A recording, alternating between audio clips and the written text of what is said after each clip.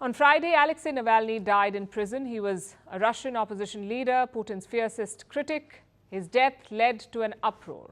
Western leaders were quick to react. They condemned Vladimir Putin. They blamed him for Navalny's murder, but not Donald Trump.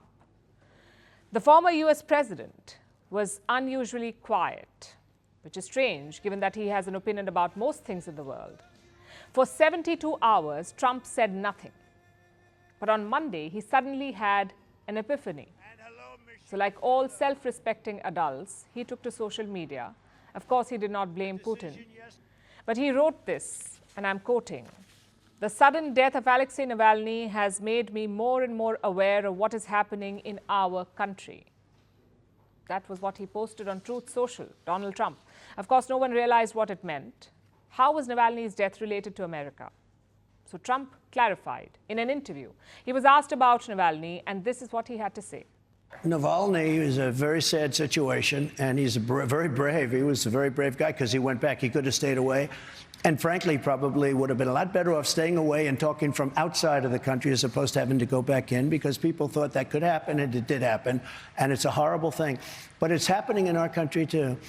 We are turning into a communist country in many ways, and if you look at it, I'm the leading candidate. I got indicted. I never heard of being indicted before. I got indicted 4 times. Sounds like a lot to process, so let me break it down for you. Donald Trump says that Navalny was brave. He should have never returned to Russia. His death was a horrible thing. So far, so good. But then he suddenly changes tune. Trump says the same is happening in the US. How? Because he is being indicted. Basically, Donald Trump is comparing his legal troubles to Navalny's persecution. He says he is under trial because he is the opposition. Is there merit to this charge? Let's compare the lives of these two men. Alexei Navalny had humble beginnings. His dad was an army officer. He was born and brought up in Moscow. He entered politics in the early 2000s. He was persecuted for criticizing Vladimir Putin. He was poisoned with Novichok, arrested multiple times, and died while serving a prison sentence in the Arctic Circle. For many, it's a story of courage and resilience. And then there's Donald Trump. He too claims that he had humble beginnings. But reports suggest that Trump was a millionaire at the age of 8. That doesn't sound very humble. His father had a successful real estate business. Trump took it over. He won the US election in 2016. His tenure was controversial. It had scandals, even an impeachment or 2.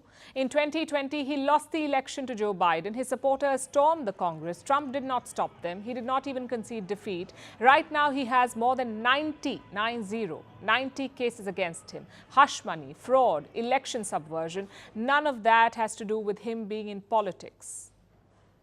In fact, a recent survey ranked him the worst US president, the worst among 45 presidents. So Navalny was charged for pushing for democracy, and Trump was charged for subverting it. Yet Donald Trump thinks that their cases are similar. Maybe Delulu is the new Sululu, as the young say. Their stories could not have been more different. Yet there is one similarity. Both Trump and Navalny's supporters think that they are martyrs, martyrs who are fighting for truth. Navalny was fighting to save democracy. Trump is fighting to make America great again. In the eyes of their supporters, these men can do no wrong. Any criticism of them is propaganda, because in the age of social media and alternative facts, perception often trumps reality, pun intended. And both these men built their images of heroes fighting injustice, real or imaginary.